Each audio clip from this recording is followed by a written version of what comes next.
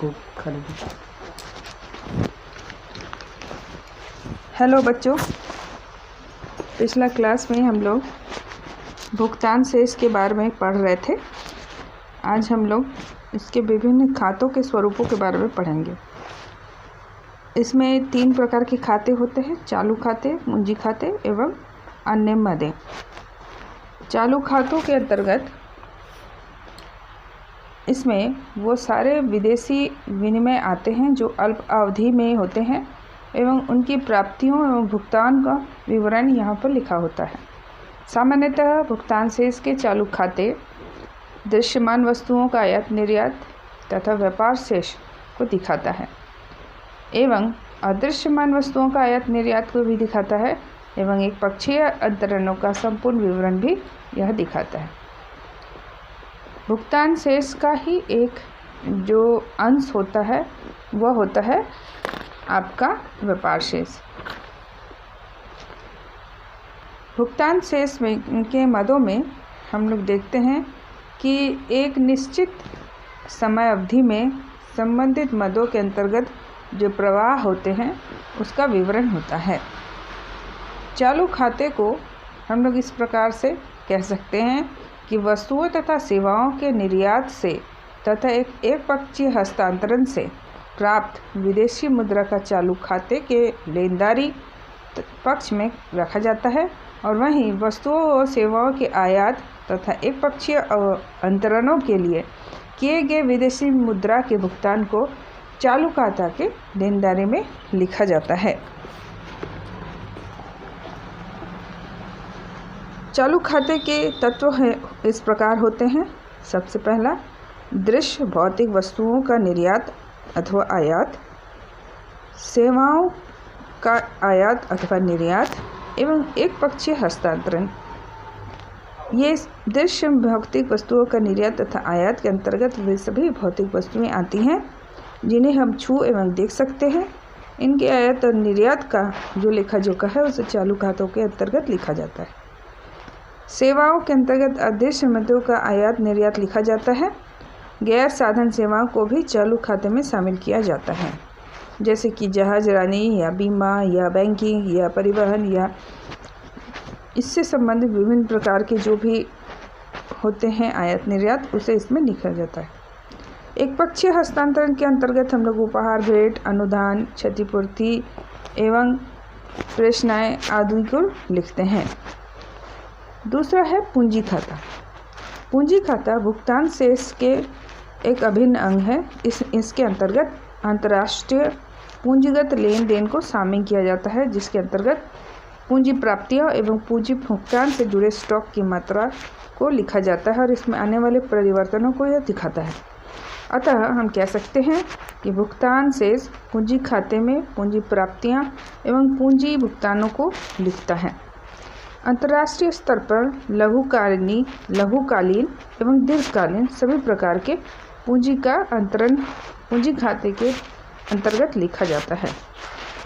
तथा हम यह कह सकते हैं अन्य शब्दों में कि पूंजी खाते वित्तीय अंतरण से संबंधित हैं एवं इसका आय, उत्पादन, रोजगार पर सीधा प्रभाव नहीं पड़ता है। पूंजी खाते के क्या क्या तत्व होते हैं? पूंजी खाते के निम्नलिखित तत्व होते हैं। सबसे पहला, पूंजी निजी व्यवहार, परिवार फर्मों, गैर सरकारी संस्थाओं एवं विभिन्न प्रकार के परिसंपत्तियों का लेन देन, क्रय विक्रय इसके अंतर्गत शामिल किया जाता है। इसमें निजी व्यक्तियों एवं संस्थाओं द्वारा दायित्व को भी जो प्रभावित करते हैं उनसे संबंधित लेन देन को भी लिखा जाता है। दूसरा है सरकारी व्यवहार, सरकार एवं उनकी एजेंसियों द्वारा अंतर्राष्ट्रीय स्तर पर परिसंपत्तियों का क्रय विक्रय एवं लेन देन इसके अंतर्गत लिखा जाता है। प्रत्यक्ष निवेश दूसरा है, जिसके अंतर्गत विदेशी सरकार व कंपनियों द्वारा घरेलू बाजार में प्रत्यक्ष निवेश करने को एवं घरेलू सरकार द्वारा विदेशी कंपनी या कंपनियों द्वारा विदेशों में निवेश करने को इसके अंतर्गत लिखते हैं। पत्राधार निवेश, पोर्टफोलियो इन्वेस्टमेंट, विदेशी कंपनियों का एक अंश, ऋण पत्र तथा विदेशी सरकार के बॉन्ड का लेन देन पूंजीगत खाते में शामिल किए जाते हैं। इसके अलावा पूंजीगत अनुदान भी इसमें शामिल किए जाते हैं। इसके अलावा मुफ्त या सस्ती ब्याज दर पर विदेशी ऋण, यदि विदेशी सरकार या अंतर्राष्ट्रीय संस्थानों से सहायता अर्थ बिना ब्याज के या न्यूनतम ब्याज पर या रियायती दर पर ऋण प्राप्त होता है तो उसको भी हम लोग पूंजीगत खातों में लिखते हैं। इसके अलावा अनिवासियों द्वारा जमाए सोने के स्टॉक एवं विदेशी मुद्रा भंडार, इसको भी इसमें हम लोग लिखते हैं। इसके अलावा अनिवासी means non residential Indian NRI हुआ या दूसरे देश के भी लोग। हम अपने देश के परिप्रेक्ष्य में अगर कहेंगे तो हमारे देश के लोग जो बाहर के सिटीजनशिप ले चुके हैं वो जब यहाँ पैसा भेजते हैं तो उनके लिए उनको भेजते हैं या वो भेजते हैं तो वो हम लोग इसका खाते के अंतर्गत लिखते हैं। अन्य मदें जो पूंजीगत वस्तुओं को प्राप्त होती है उसको भी हम इसमें लिखते हैं। इसके अलावा अन्य मदें हैं, जैसे इन सभी मदों को उपरोक्त चालू खाते एवं पूंजीगत खाते में शामिल नहीं किया जाता है, लेकिन अंतर्राष्ट्रीय प्राप्तियों में भुगतान में इसका प्रभाव पड़ता है। भुगतान से इसके अन्य मदों में शामिल किए जाते हैं। इसके अंतर्गत निम्न मदें आते हैं, इसमें गलतियां या भूल चूक रहती है, एरर और ओमिशन, यदि अंतर्राष्ट्रीय व्यापार प्राप्तियों और भुगतानों में आदि में संबंधित किसी भी प्रकार की गलतियां हो, अशुद्धियां हो, त्रुटियां हो तो उस सबको समायोजित करने के लिए यह एक कॉलम है। और क्योंकि यह अकाउंट है तो अकाउंट में है कि डेबिट और क्रेडिट बराबर होना चाहिए, तो उसी को मैनेज करने के लिए ये वाला पार्ट जो है इसमें शामिल किया जाता है। इसके अलावा आधिकारिक संचय लेन देन, ऑफिशियल रिजर्व ट्रांजैक्शन, अर्थव्यवस्था के अंतर्गत आर्थिक नीतियों के उद्देश्य को प्राप्त करने के लिए सरकार तथा केंद्रीय बैंक के साथ होने वाले लेन देन को भी भुगतान शेष या विदेशी विनिमय दर को प्रभावित करना पड़ता है, तो इसका समायोजन भी अन्य मदों के अंतर्गत किया जाता है।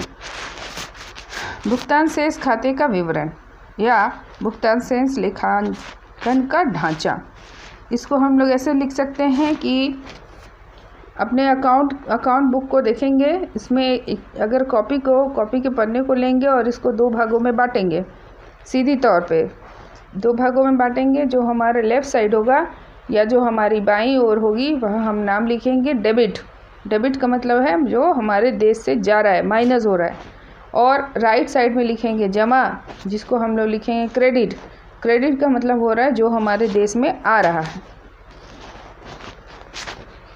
डेबिट में हम वो सारे मद लिखेंगे जो पैसे हमारे देश से जाते हैं। नेक्स्ट हमें बाकी देख